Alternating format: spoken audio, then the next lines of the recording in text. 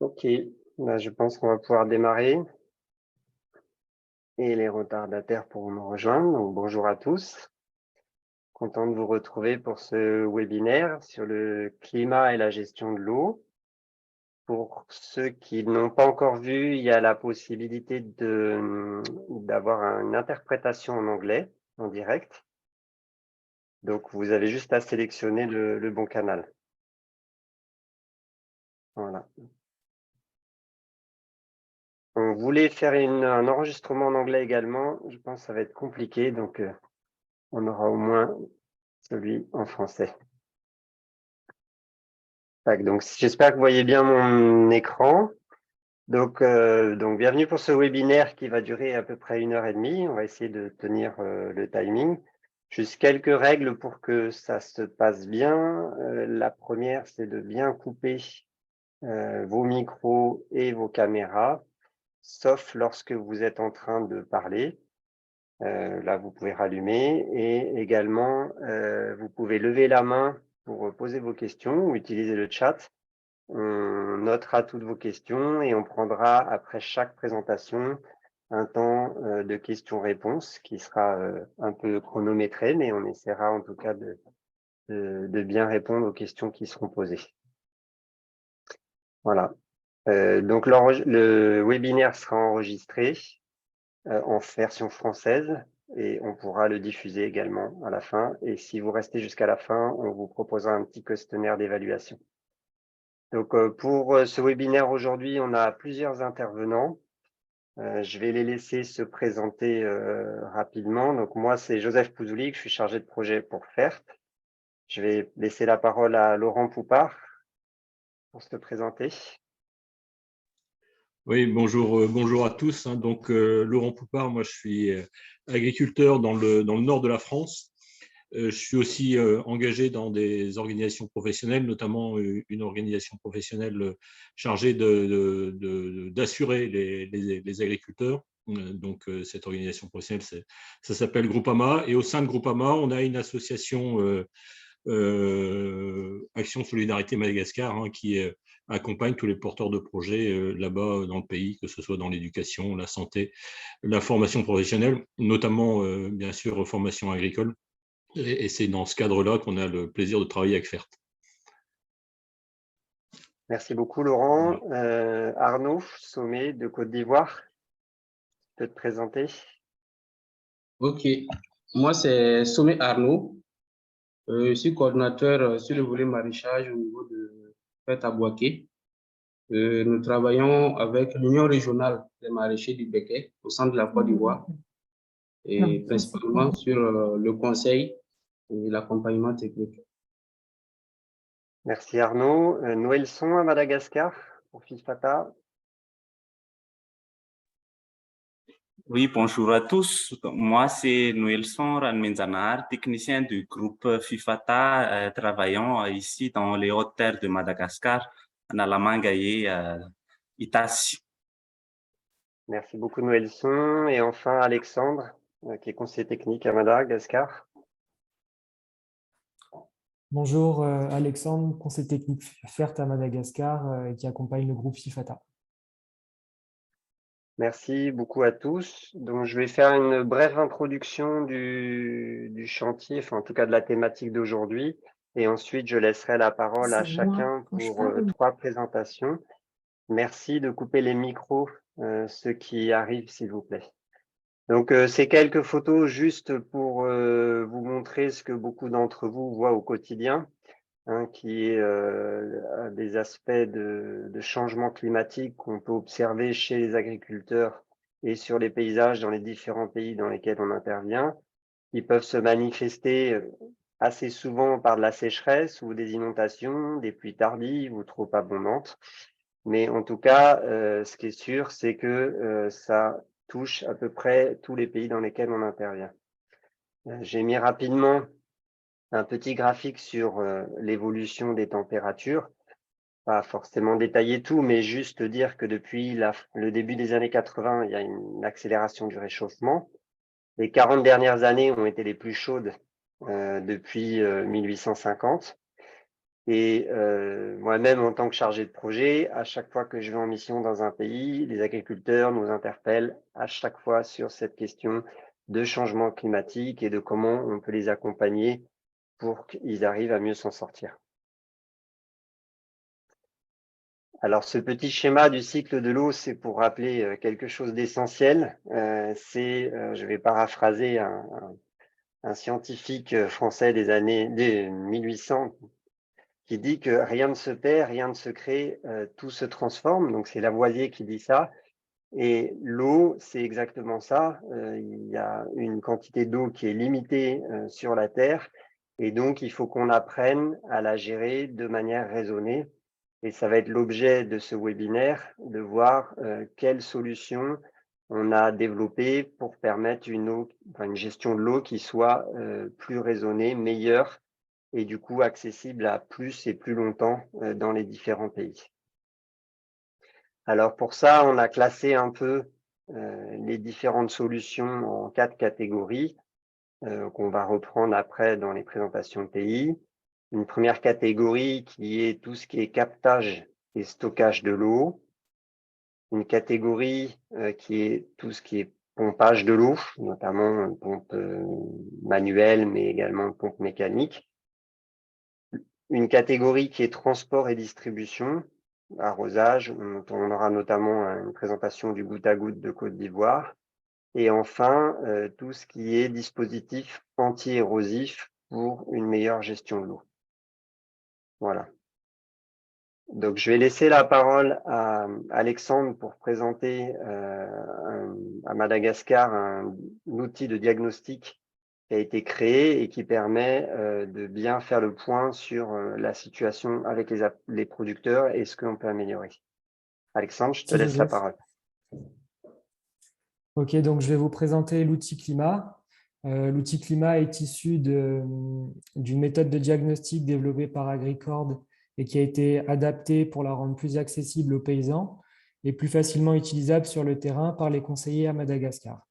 Donc l'objectif de l'outil est de permettre aux paysans de prendre du recul sur leur situation par rapport au changement climatique et de permettre aux conseillers d'aborder des réflexions de l'échelle de la parcelle vers l'échelle plus globale du bassin versant. Donc c'est une approche territoriale qui est nouvelle pour les conseillers et qu'on est en train de tester. Ok. Donc l'outil climat se décline en 5 séquences d'animation et dure entre 2 et 3 heures. 2 personnes co-animent un groupe d'environ 15 producteurs, souvent issus d'une même organisation paysanne de base.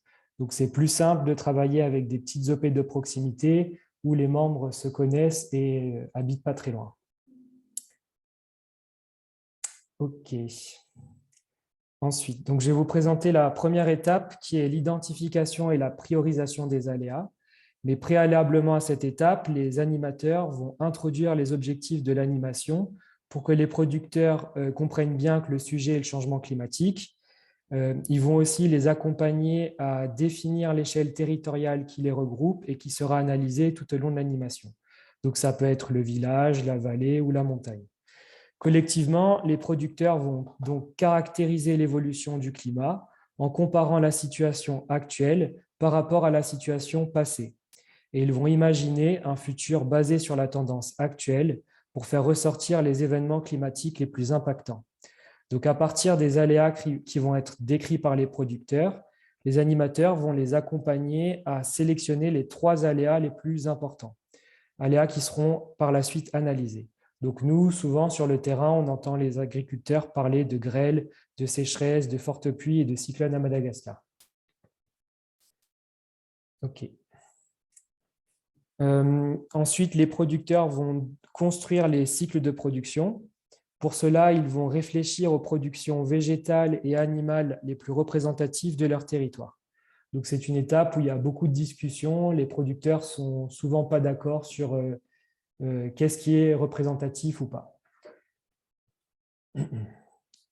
Tu peux passer. Merci. Donc, à partir de l'échelle définie lors de l'introduction, les producteurs vont représenter les éléments qui composent et structurent le territoire qui les rassemble. Donc, malgré l'apparente complexité de cette étape, C'est une étape qui est très interactive et les producteurs s'en sortent facilement. Donc, vous pouvez le voir sur la photo en bas à droite. Donc, au centre de la carte qui a été dessinée est représentée une zone de bas-fond. Au-dessus, on retrouve une zone de colline et au premier plan, une zone qui représente une grande plaine risicole irriguée. Et en plus des dessins, vous pouvez voir que les producteurs ont situé des petites magnettes qui représentent des éléments un peu difficiles à dessiner, comme les animaux ou les infrastructures.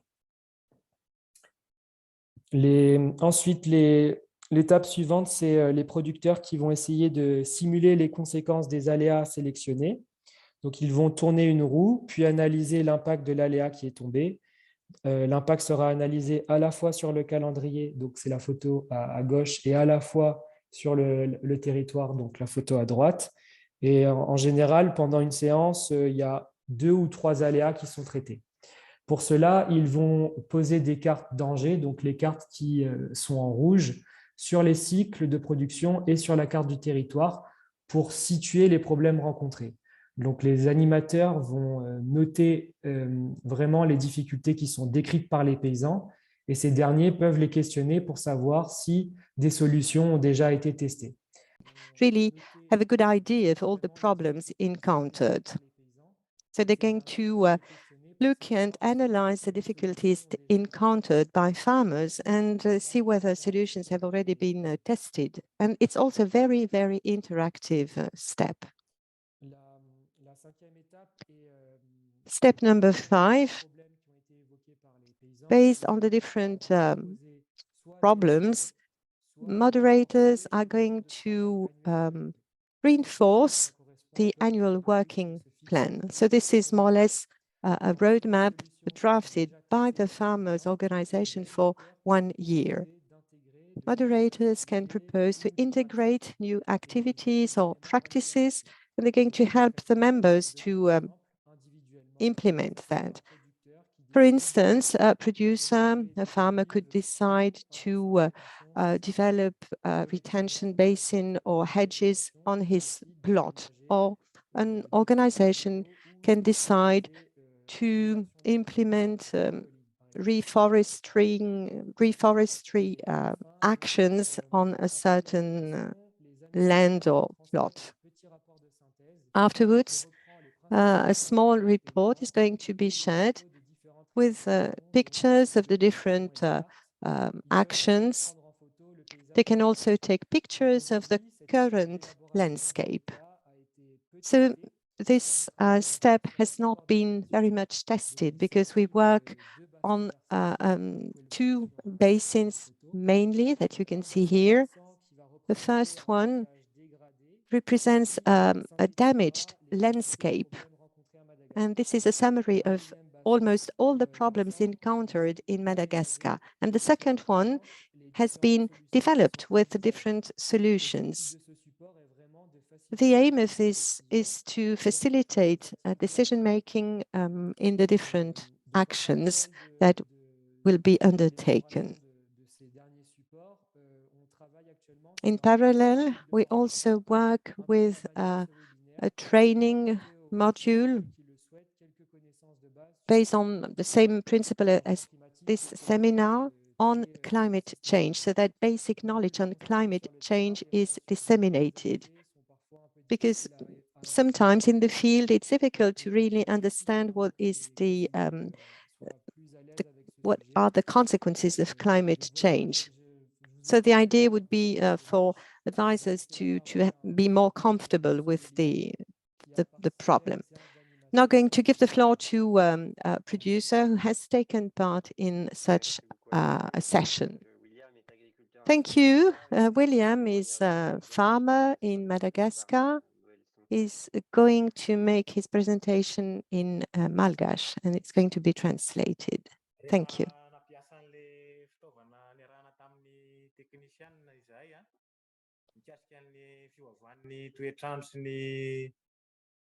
Rotsakorana eto Madagascar dia tsy nandeha lavitra fa hita teo toerana ihany ny vahaolana mety hijerevana zany amin'ny alalan'ireo nampianarana ny kisarisary maro loko.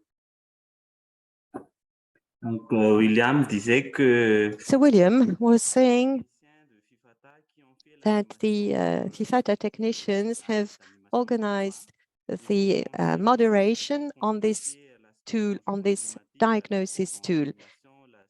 First, they thought that climate change was something very sophisticated and difficult to understand, but after the workshop, they realized that no, it was not that difficult to understand, and it's very close to what they are really living on a daily basis.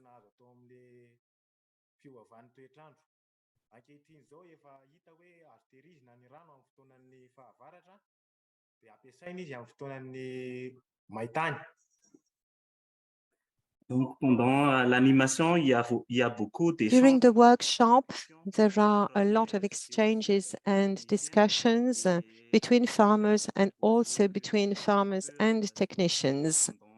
And the technicians, for instance, propose to store water during rainfall season so that it could be used during the dry season.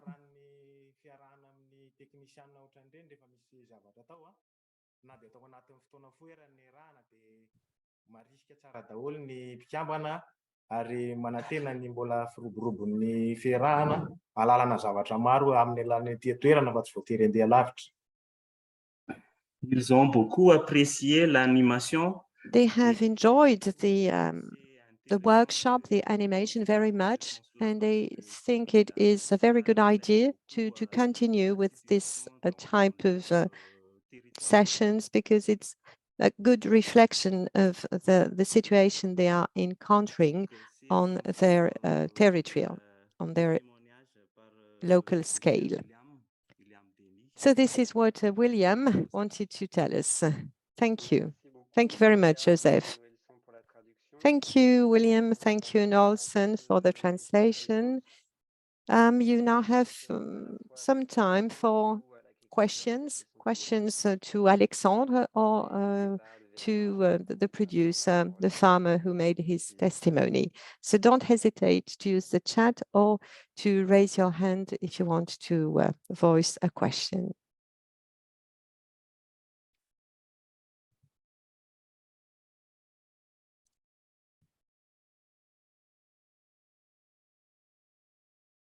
La présentation était très claire, du coup, il n'y a pas de The questions. presentation was very clear, so there are no questions.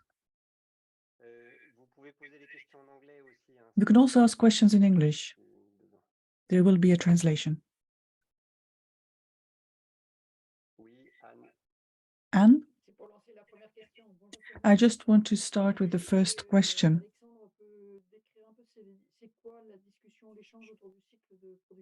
Could Alexander describe a little bit more the discussions about the production cycle? Yes, thank you, Anne, for your question. So the exchanges regarding the production cycle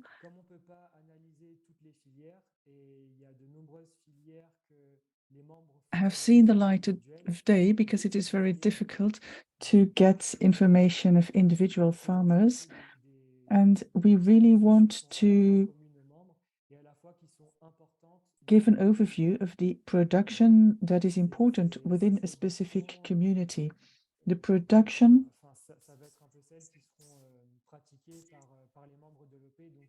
is the production of the different members of the producers' organization. So it is important to really understand and to also see how the year is scheduled, because the hazards will also be different depending on the time of the year. So we really want to understand what is being developed, what crops or which livestock, for example, depending on the territory. Thank you. Are there any other questions? Yes, please. Marion? Yes, good. Hello to everybody. Now, we've seen the tool with the wheel, and I wanted to know who built it. Was this done by the people developing the project, or were external consultants involved? So is this something that can be done easily ourselves? thank you for your question, and I will answer part of it, and then I will give the floor to the person who was also involved in the working group in Madagascar. So we started out with paper support. We tested this out with the producers because we did spend a lot of time developing all of this during the session. So we thought that it would be good to have standard material, and we developed this together with people who have more experience with pedagogical material and serious games. And we worked with an external partner, and that partner is now working on the final versions. So in the beginning, we started out ourselves with very tangible information that was used for this material. And then we decided that it would be better to also have, for example, more sustainable materials, such as the wheel that will be in plexiglass. It does require a lot of time. It also means that there are a lot of exchanges with the different stakeholders, because it is not an easy thing to do. I would like to add something, because we worked on the support material because we really wanted it to be interactive. So there was this conception or design phase with the external partner. We really wanted the external partner to understand what was at stake. And that is what we are currently doing. That is the stage that we're at. Jean-Michel Soro has a question. He wants to know whether the livestock production is also something that can be tackled. Yes, indeed. It depends on the producers' organization that is involved in the training. Sometimes we see, for example, that some of them are specialized in chickens, poultry, and then we see that a number of things can be organized according to that theme, but it really is important to understand what the needs are. But yes, livestock can also be covered. Thank you. Calvin's has a question.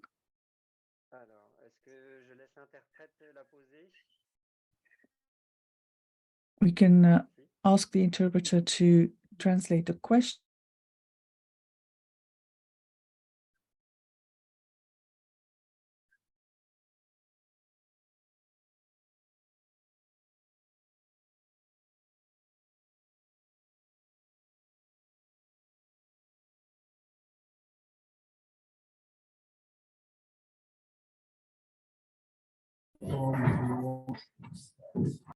Merci. Est-ce que Alexandre ou William, vous voulez répondre? Alexander or William, perhaps can you answer that question?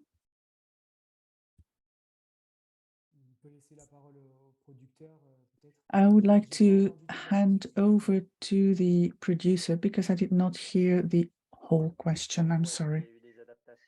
So the question is whether anything changed after the diagnosis was established. William?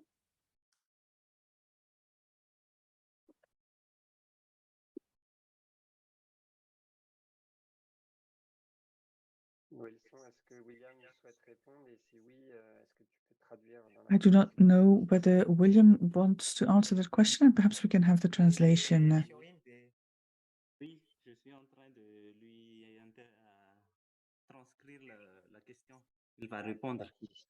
Yes, we will have the question or the answer rather very soon.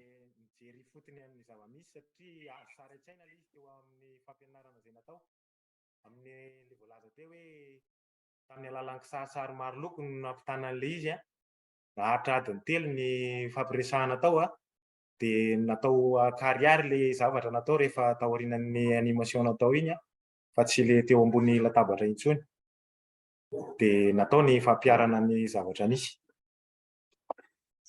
Donc, après l'animation, ils ont allé directement sur leur terroir pour regarder ce qui est la They've looked at their own situation and they tried to understand where the threats were situated, and then they suggested some more concrete actions that could be carried out with the group.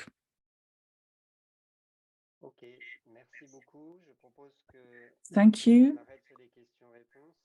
Perhaps we can end this question and answers session. I think that there is a final question. Hello, everybody.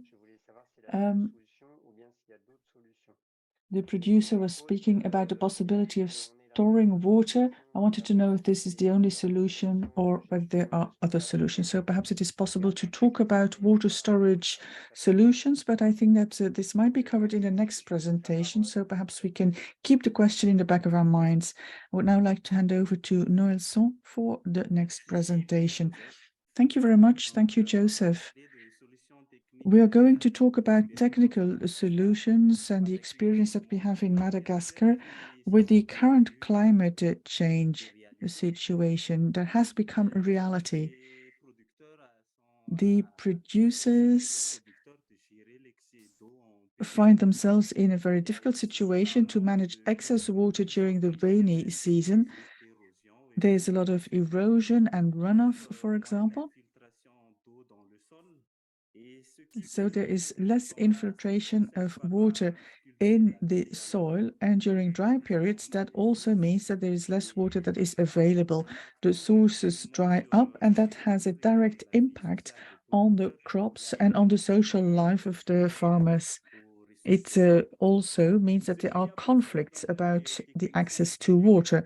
The technicians and the producers, therefore, have been looking for solutions to improve the access to water. And in the approach, we started out with the general farming practices, and we also mobilized some rural engineering expertise. We try to solve problems by setting up projects to which the farmers could contribute by human resources or also by other resources that could be made available. We also try to capitalize on that work in a number of practical sheets. Now, what we can talk about here is that a lot of work has been done on catchment and storage in wells or basins or holes, and also the pumping and distribution with a number of manual or mechanical pumps, motor pumps as well. And then we also have the agroecology, for example, that is important in the management of the land. Now we can look at the pictures and we see here a number of possibilities. In the first picture, we see some retention basins. We have the storage here during the rainy season, for example. We also see wells that can be used. That is what is done currently for the watering of the parcels. Then we can also use motor pumps to irrigate. And we have, for example, also a number of straddle pumps that make it possible to use more force. There are also some other solutions that are being tested.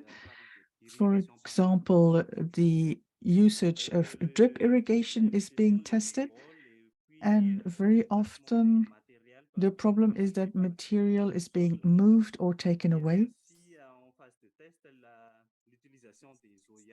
We also have a test that is running with oyas in clay. So we use 2 of these clay oyas. And it is quite interesting, especially for fruit trees. So we use this, for example, for citrus fruit. All right, and then We also have some general practices to water the parcels, and we especially use agroecology. We have, for example, also composting techniques, which means that we can use organic material to improve the soil structure and to also improve the retention capacity of the soil. Furthermore, we also see that some retention basins are being created through, for example, living hedges, or we also have contour cultivation.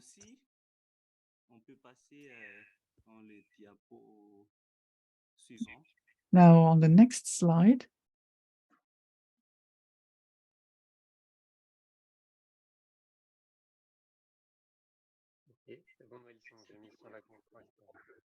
Ok. Et il y a aussi les techniques pour la valorisation de l'eau au niveau we see some techniques that can make it possible to improve the water management. Agroforestry, for example, which makes it possible to also have a number of crops that can benefit from the watering practices. This is what we can see here on the picture, where we have different crops and trees that can benefit from the watering activities. So we've got trees and market gardening. Then we also have the mulching and ground cover system. This is what we can use, for example, to avoid the evaporation from the soil. Then the next picture at the bottom shows us that we stimulate farmers to use plants with a high water retention capacity, such as banana plants. These really have a very high capacity, and furthermore, they carry fruits that can be used or sold. And the leaves are also very large. And then on the right-hand side, we see the rotation and crop association, which means that several crops can be used really in function of the water need that is associated with the culture, with the crop in question. Now, we also have a farmer who can say a bit more about the solutions that he has used.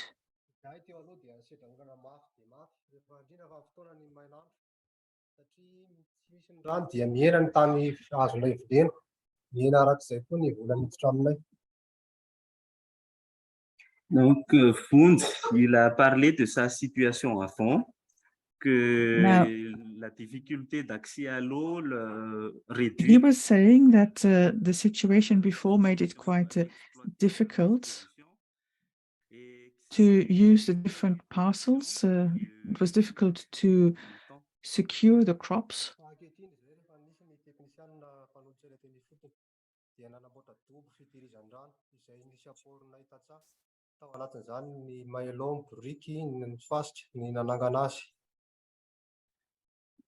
Il y a déjà donc quelques années qu'ils ont mis Now, en for a place number of years, they've used retention basins, and they've used bricks and rubble to make them, and of course they also had to dig manually. And Fifata brought in the necessary cement.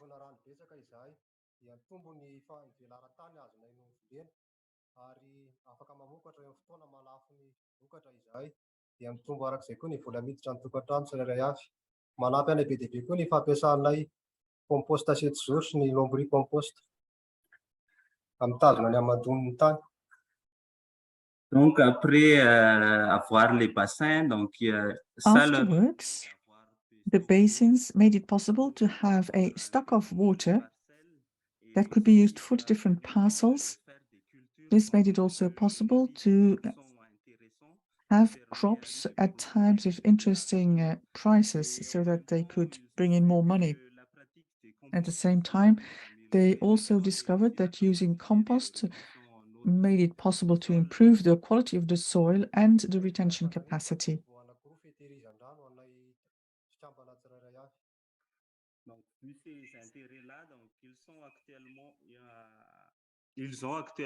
At this point in time, there are 3 basins built with their own means. So this was the presentation for Madagascar. Thank you very much, and thank you, Joseph. Thanks to both of you. It is really good to also have the information of the farmers, and I see that there are a number of questions in the chat, so I'll take them in the right order. So Daniel of CGA was asking what the payback time is of the retention basins and whether a plastic sheet would be used at the bottom. So perhaps it is possible to answer those 2 first questions.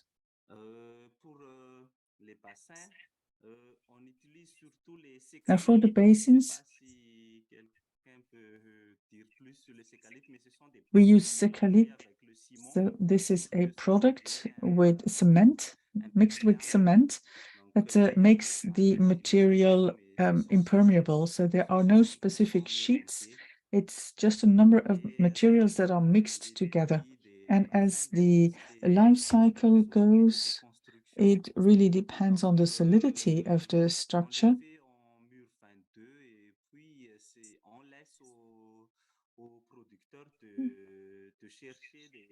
In general, we try to work with experienced masons to build these basins so that they can last longer.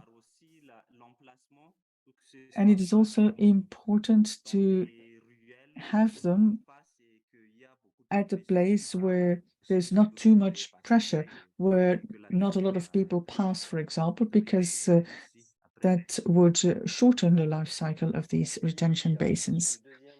Thank you. Then there is another question of François.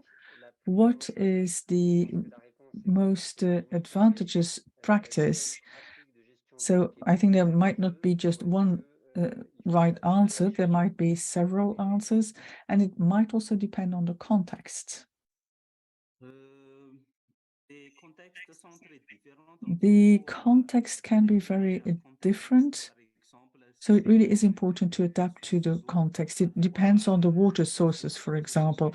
Sometimes there can be groundwater layers, and you just have to take that into account. But sometimes you need irrigation channels to have the input of water, and then it is also important to try and store that water. So it really depends on the circumstances. And that is why we also have different techniques that have been developed depending on what is the best situation or the best solution for a specific situation. And then there's a question about the average cost of a construction. Now, I think that it might be difficult to have a meaningful answer for other countries, but perhaps it would be possible to have an average cost price, for example, or perhaps we can also have some information about the contribution of the farmers. Donc, c'est fonction aussi des dimensions et de la profondeur. Well, it also depends on the size and on the depth and the cost of material, which increases as well. But for 3 meters wide and 3 meters long and 2 meters deep, it's more or less 300 euros.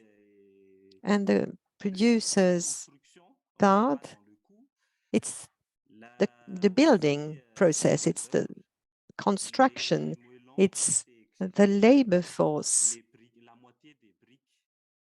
and it's also half of the bricks. Thank you. I think this answers a question of Nicolas, who was asking about the capacity of retention basins. But now, as you have given the size, he will be able to make the calculation by himself. And as we've seen, basins are not protected. So don't you think there is a risk of droning? I asked the same question in Burkina Faso about the wells, and the answer was no, people are used to it, but I give you the floor for the answer. Yes, I will give the floor to the producer to answer the question.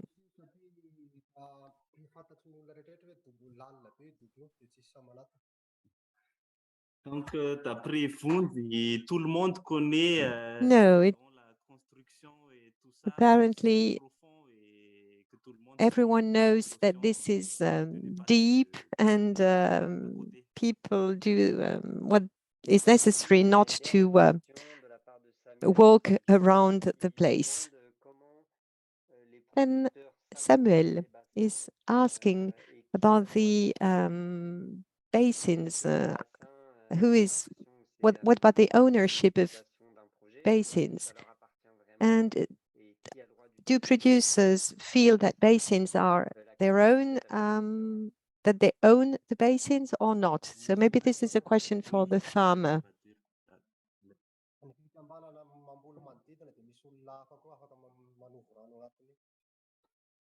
Donc, le bassin, c'est à l'OP. The basin is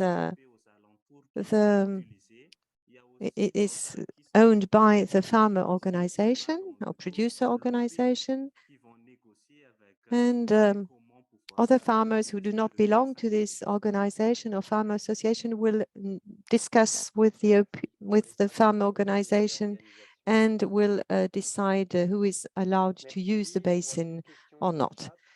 So thank you very much. Don't see any other question in the chat, but if you want to ask a question, please feel free to raise your hand.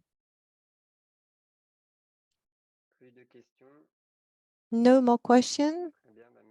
Okay, well, thank you very much.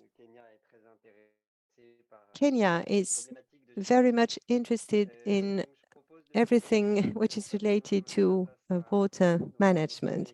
Now going to give the floor to Arnaud Sommet, who is a third technician in the Ivory Coast, and he's going to present the drip irrigation technique. Arnaud, the floor is yours. Thank you. In the Ivory Coast, market gardening crops cover two seasons, the dry and the rain season. And it's, of course, in the dry season that producers have difficulties to water, to irrigate their crops. This is the main irrigation system. I will tell you more about that. You need to have a water source, and as you can see on the right, a pumping system, an inlet, and a distribution network.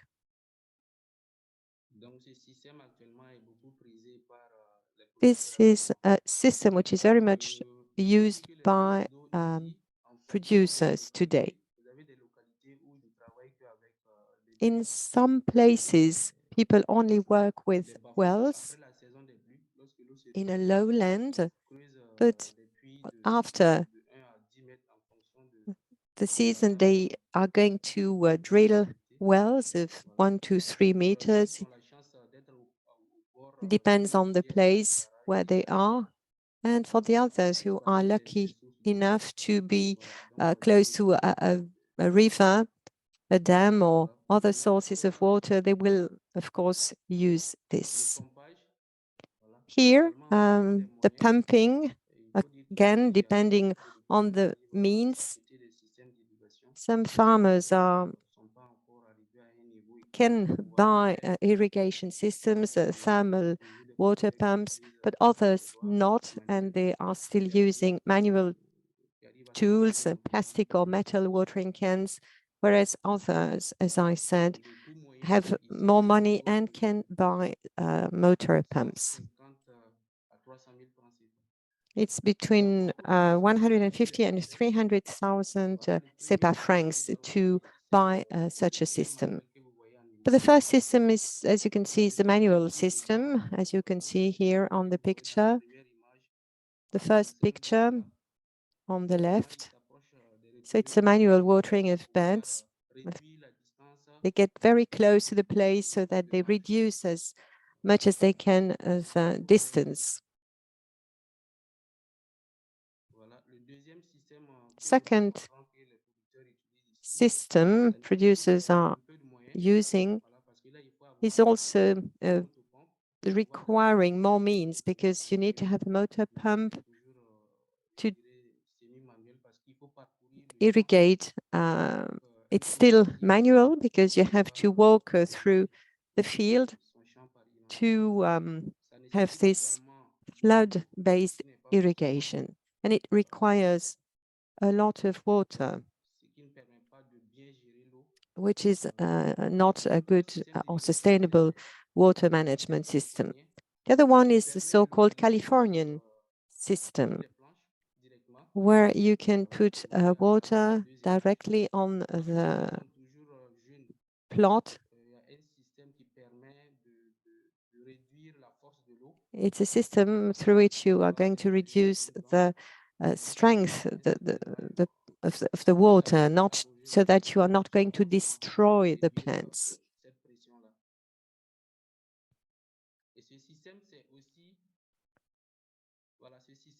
So this system also requires the use of a pump.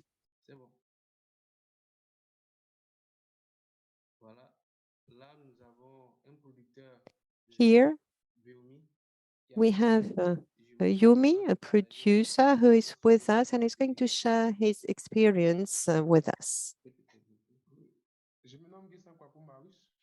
My name is Bisaka Wuma. I'm a producer.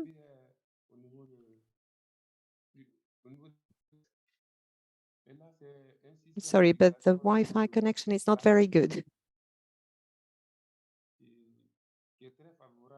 So this is a system which is very favorable to producers, and it's also fast with a lot of advantages. It takes us less time to water or plot compared to the Californian system.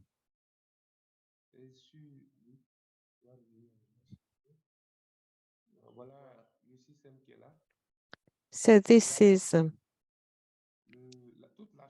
system where we can flood the whole of the field, of the plot.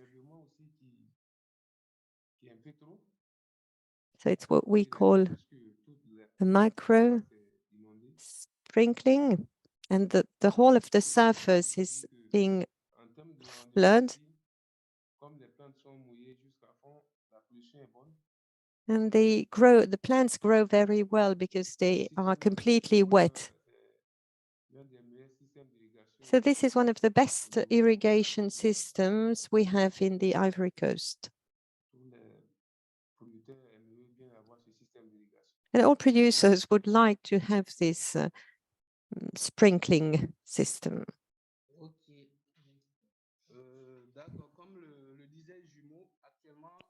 As Jumeau was saying,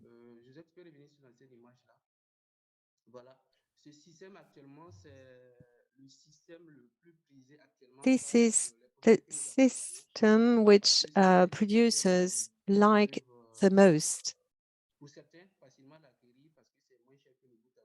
It is less expensive than the drip irrigation system, and they save a lot of time regarding irrigation.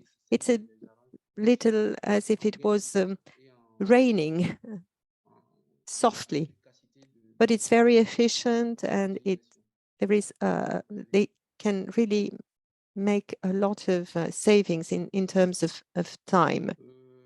It's less time consuming. Another system now, it's the drip irrigation system. It's efficient, but as I said, producers are not always able to access this system. It's quite expensive, and they prefer the laser spray system.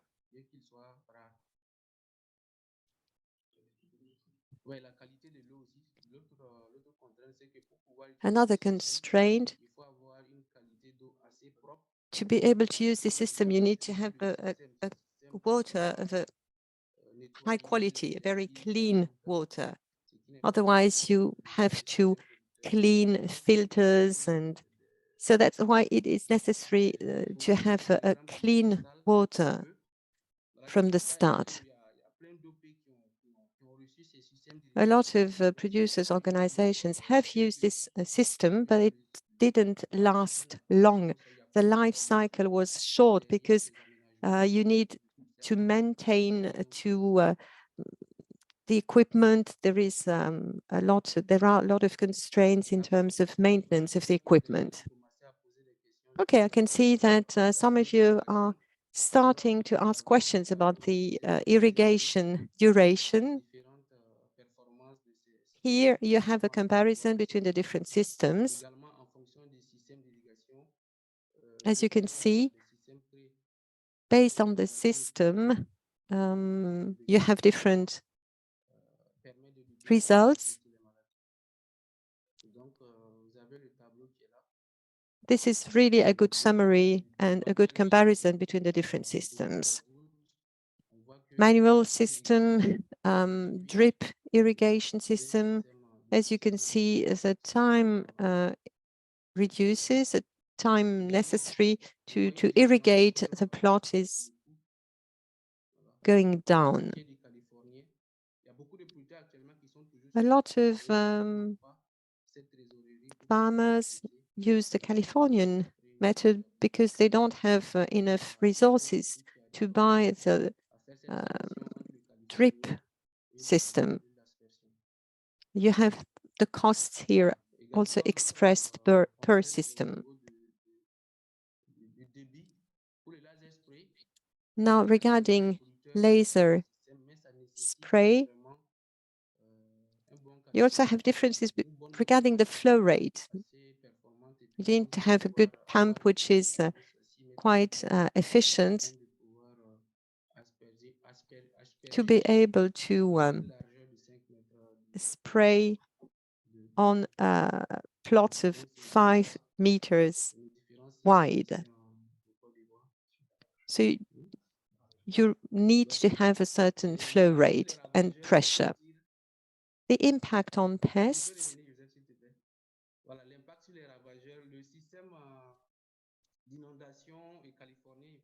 The flooding and Californian system, where the water comes directly on the crop.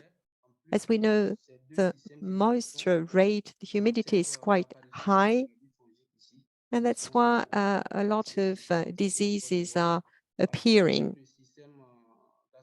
in the Ivory Coast. But if you use the sprinkling or drip system, such diseases are less common. But we have some insects appearing. With the drip system, the leaves are not impacted by the water. So you have advantages and disadvantages with each system, of course.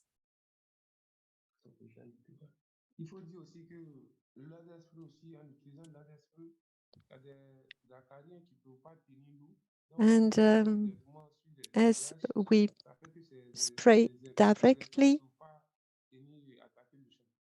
some diseases are less common than others. I'm quite sorry, but the sound quality is not very good.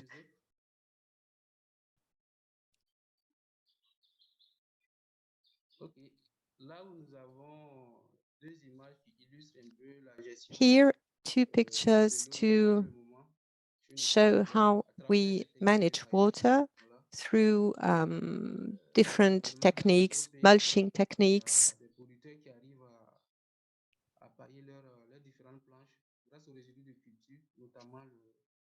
on different crops. Here it's rice, straw on the left,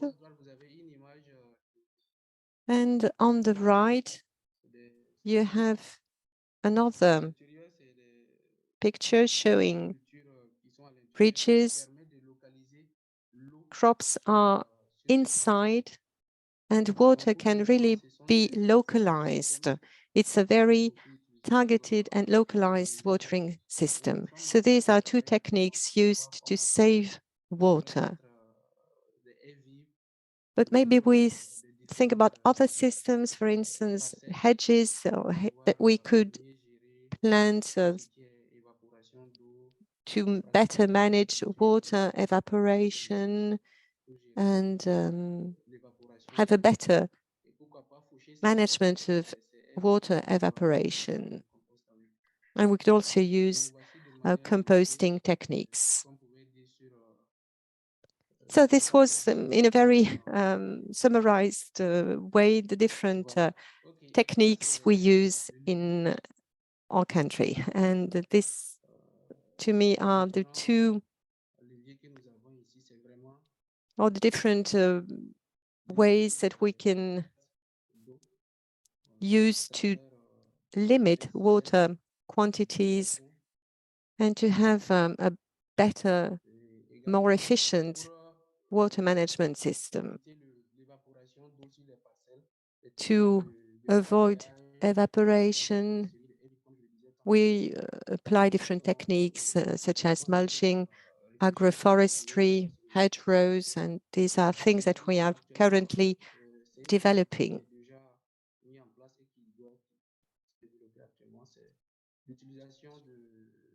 We also use organic matters. This is also something that can play a major role with a view to water retention. And we also avoid the most intensive crops in dry seasons. These are different ways and techniques used by producers. Thank you. Thank you very much, Arnaud and Jumeau, for this testimony. Thank you very much. We have different questions. A question from Jean-Michel. And another question from Kader on irrigation. What about the frequency of watering? I suppose it depends on the situation, but every 3 days. So every 3 days.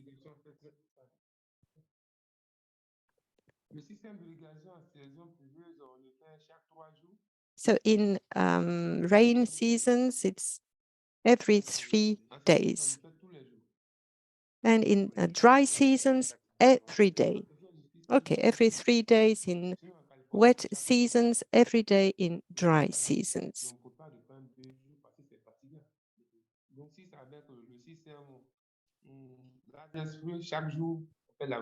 So I repeat, dry seasons, every day.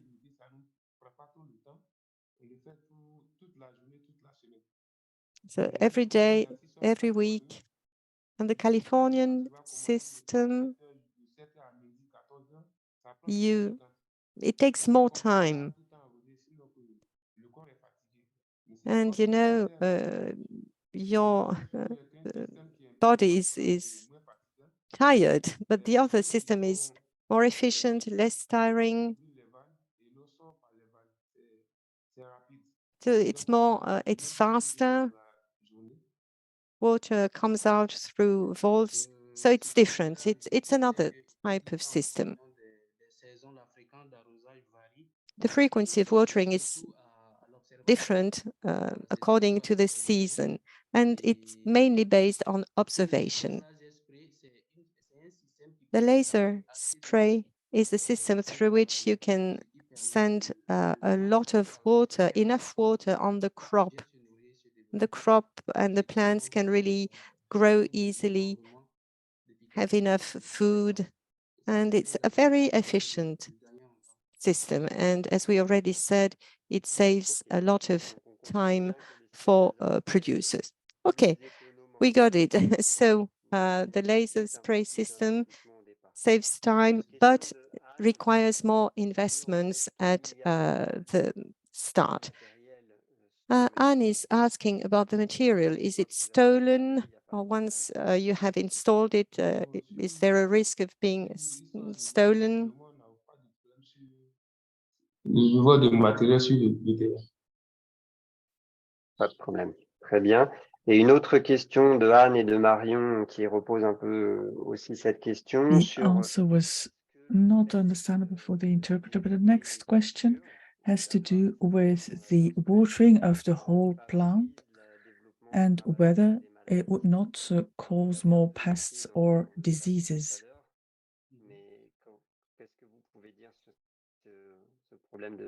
Is there anything that you can say about that problem of pests and diseases?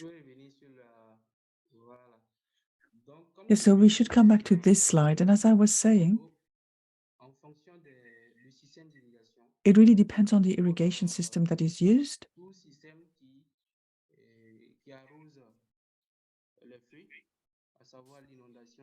If you have inundation, flooding, or the Californian technique, then the leaves would also become wet.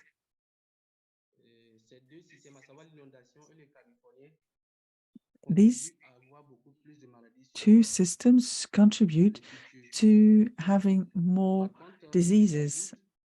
If you have drip irrigation, then the water goes directly to the roots, and that means that there are less diseases that would develop. As for the pests, insects, and others, the laser spray system reduces the impact because there will be less insects on the leaves and on the stems. So it is possible to chase those insects away with the laser spray system. Thank you, that is clear. Marion also had a question about the number of years and what it signifies. 1 year, 2 years, 3 years. That would be the life cycle of the system. So it would be the time during which the system can be used. So the Californian style, for example, can be used 2 years. Same for the laser spray. Drip irrigation can be used for 3 years. So it really is just the life cycle. And there is a new question of Samuel of CGA who wants to know a bit more about the quality of the water, whether you use underground water sources and whether that water requires some pre-treatment before you can use it. At this point in time in Ivory Coast, the laser spray system does not use a filter.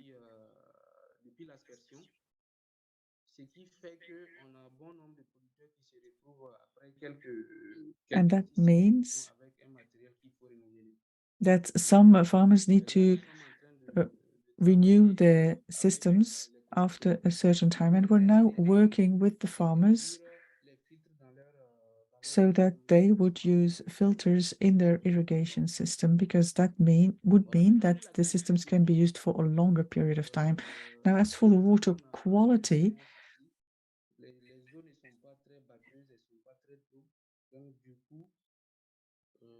we should say that we do not have a major quality problem. Okay, and Kader of Burkina was also asking about the system that uses flooding, but there would not be a risk of the ground becoming denser. It really depends on what is being used. in general, it is also important to wait a few days after the flooding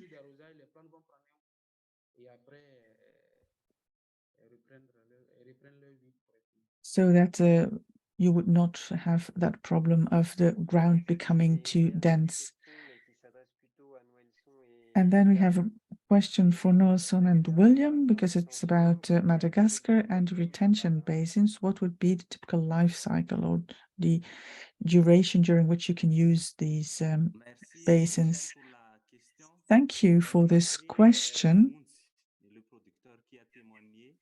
According to the producer who was speaking earlier on, he built his retention basin 6 years ago, and there haven't been any difficulties, did not have any repair works to be carried out.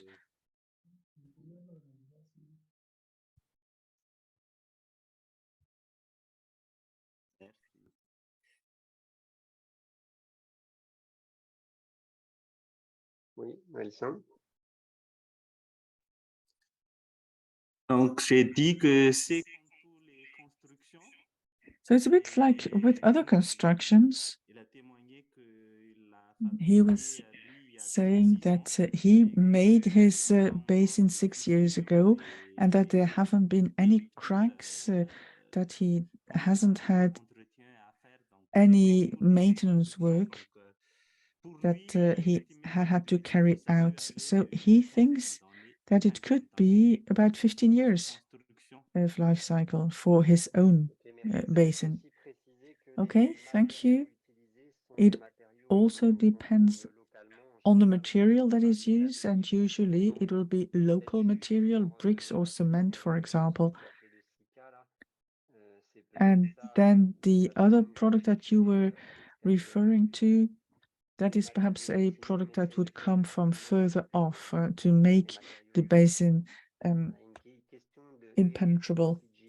Eric of CGA has another question. He wants to know, during the dry season, when there's not a lot of vegetation, how can you continue to mulch?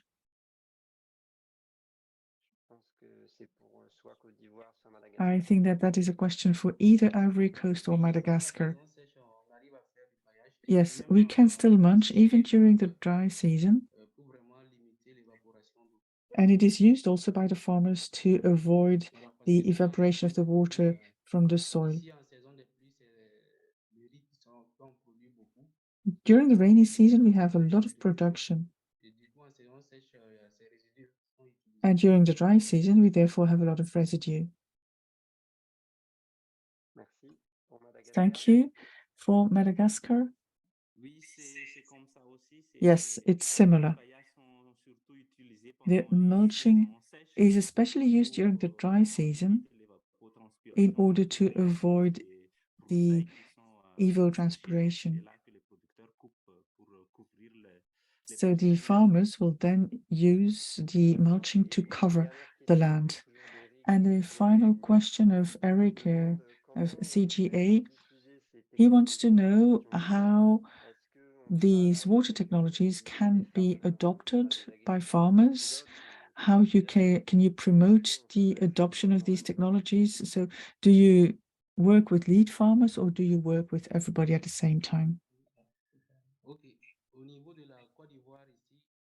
For Ivory Coast, we have workshops to train people. So we pick a topic, we prepare the workshop, and then we reach out to the farmers to organize these workshops. We think that it is important for the farmers to understand these technologies.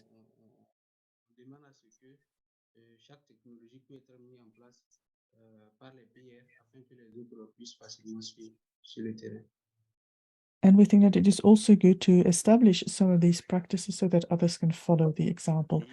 And for Madagascar, we have a lot of work with the proximity consultants. They're very close to the farmers and they understand the needs that exist on the field. Then there's also the climate action that will be useful in order to come to a diagnosis and to receive the necessary advice so that farmers' organizations can enter into action. Yes, thank you very much. Thank you for all these questions and also for the answers that were given. I think that perhaps we can now hand over to Laurent, who is a farmer but also a politician, and he has some responsibilities in France in a group, and I would like to know how you see things. So Laurent Poupard. Thank you, Joseph. Well, as a farmer, and I know Madagascar a little bit, and not so much Ivory Coast, but I was listening very closely to what you were saying, and I think that we've really got a good overview of the problem of climate change and access to water. And we've also seen what the different solutions are that can be put into place in these two countries. Now, what I remember, first of all, is that the climate change is not limited to Ivory Coast or Madagascar. It is something that has consequences everywhere. Also in France, we have climate change, we have droughts, and we should really be very conscious about the fact that this is not going to have an impact on agriculture every now and again, but that impact will remain for a longer period in time. Now, I think that you are all informed farmers, you are all aware of what climate change can bring, but I'm sure that some farmers are just going to undergo what is going on and that they are not so much aware of these changes. So I think that it is important to explain to farmers that it is still possible to have crops. Perhaps you need to adopt the rhythm of your production. Instead of having 2 or 3 crops per year, perhaps we should have less. Perhaps we should also change the crops that we use for water difficulties or for temperature difficulties. But climate change is something that is going to change the agriculture of tomorrow and the way in which we work. I think that this is something that we have to accept. We should really think about it, and we should also question general principles. We need to raise awareness and find solutions. It is not just something that we have to undergo. And I believe that you've already experimented a lot, and I think that it is very interesting. At the same time, we see that the answer cannot be the same everywhere. The answer cannot be developed in the same way everywhere because the water problem will not be identical. So the solution needs to be different as well. We will have a different situation in each of our countries, but we can even have different situations from one village to the next. So the problems can be problems of heat, of drought, sometimes erosion, etc. So the resources that can be made available in these different towns or regions can also vary a lot. So in each case, there might be a lot of answers and ideas, but still there can be major differences as well from one village to the next. Now, when we look for solutions, there are several phases that we have to go through. First of all, there's the analysis that was presented through the climate tool. This is extremely important, I think. And I am convinced that this will also make us think, which is a good thing. Now, the analysis, according to me, should also be carried out on a collective level, and that is what is being done in Madagascar. There is a real reflection. They're really trying to identify the problems that exist.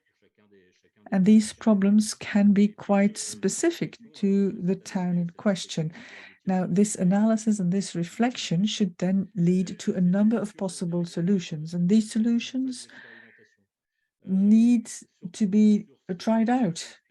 So this phase of experimenting and of setting up pilot projects is important, and we should not be afraid to do something that is out of the box. Agriculture in general is quite conservative, and we often do not question what we do. But sometimes it is essential to ask questions. Now, you can experiment. At the same time, it is important to keep options open. I think that it has always been important to try out a number of things. It's what we call experimentation, and experimentation has really caused or allowed for a lot of progress to take place in the agricultural world. I was speaking about experimentation. Now, this is something that we have to discuss amongst ourselves, first of all, because there are also shared experiments that can be put up. It is possible to share the burden. Everybody has their own way of working, and it is also possible that the reactions might be different. I also think that it is important to appreciate the results of these tests, of the experimentation. I think that we've spoken a lot about water and watering, and I think that when we speak about water management, we should experiment on different levels. First of all, we have the crops and the crop rotation. We have different crops, perhaps some crops that use less or more water. Of course, it is also important that you can then sell these crops if the crops are not what the farmers are familiar with. We should also work with the vegetable cover. This is also important because we do not want our soil to be dehydrated. And then we have the storage of water, which is also an important problem.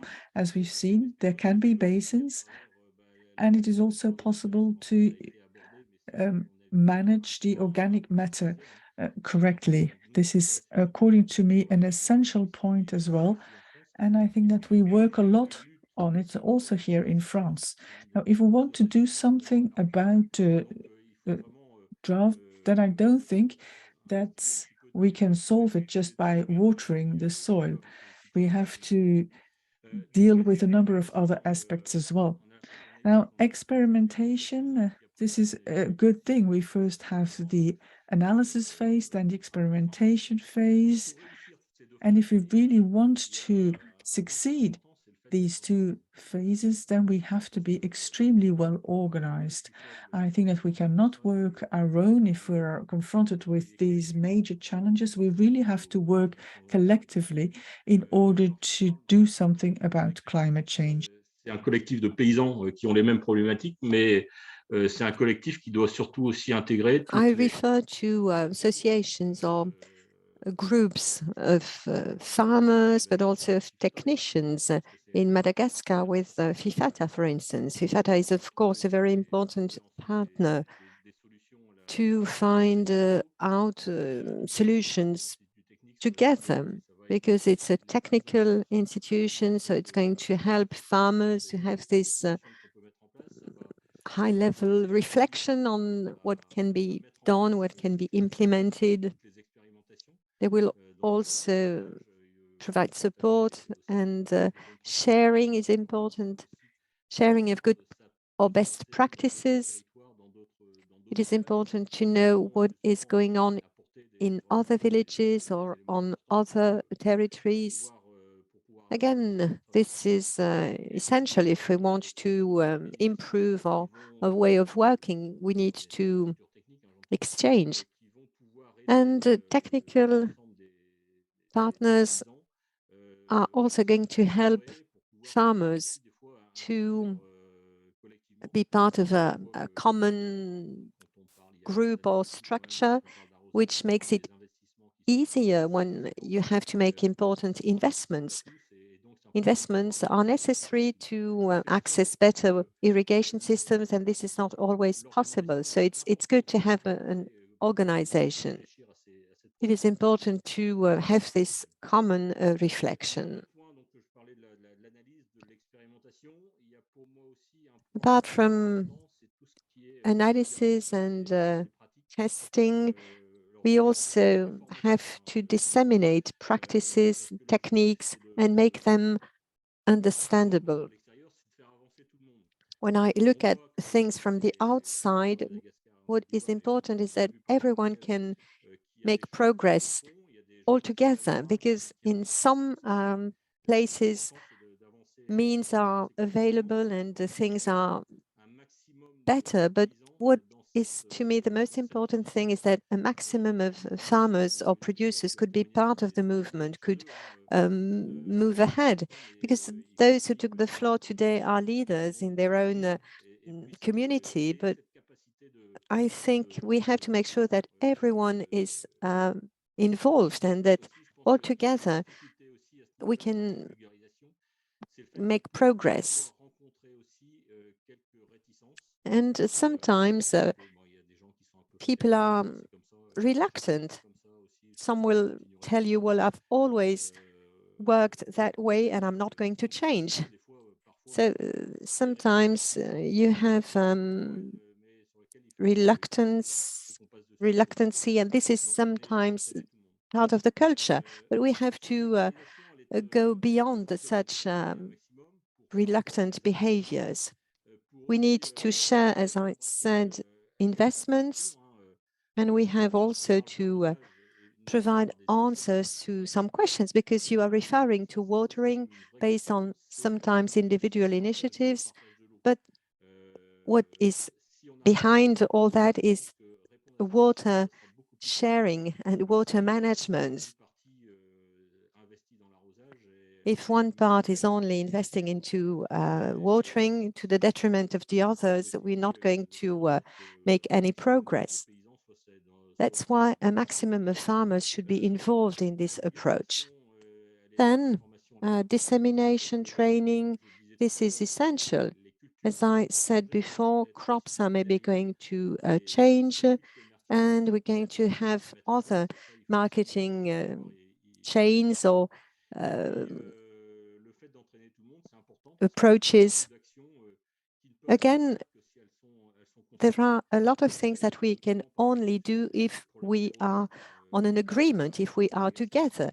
Erosion, for instance, we have a lot of erosion problems in Madagascar, and we cannot bring solutions only on an individual basis. We have to work together on agroforestry, on forestry solutions, but this is something that has to involve everyone.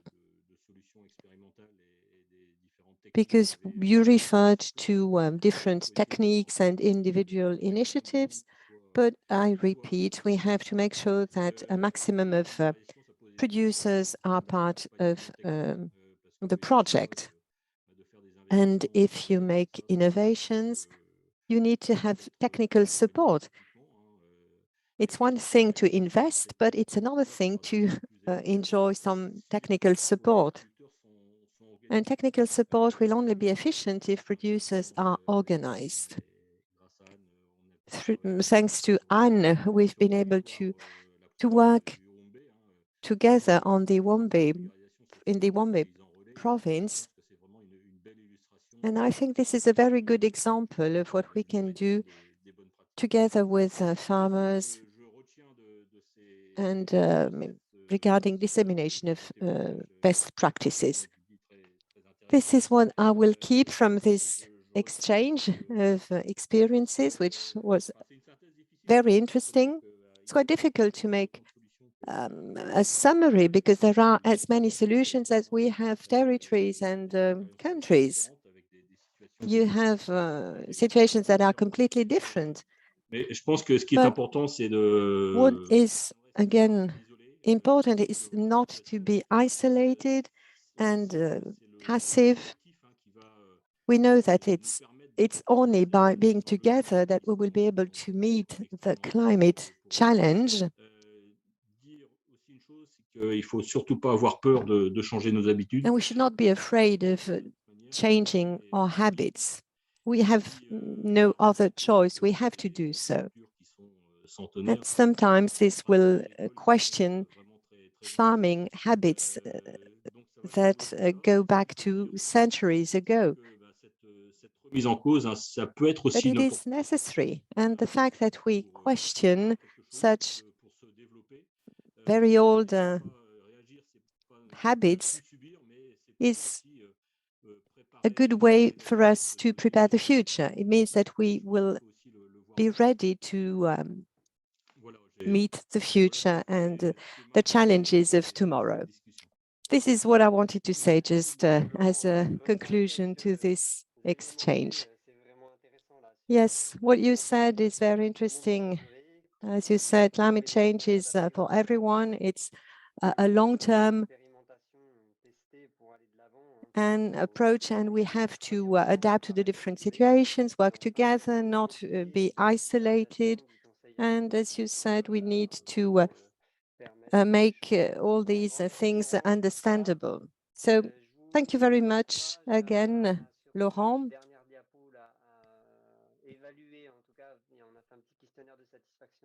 We have prepared a questionnaire, so please, I would ask you to fill in this questionnaire about the assessment of the meeting, of the webinar. Just a few questions for you to tell us what you thought about the seminar, the webinar. And as Anne is saying, we have to anticipate, not to be subject to what is happening, but really we have to be proactive.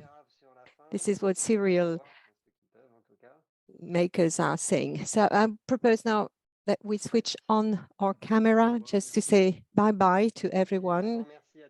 Thank you very much once again. Have a very nice weekend. Thank you very much, Joseph. Thanks to the different speakers, and thanks to the interpreters as well. The interpreters are also thanking you. Bye-bye. Thank you.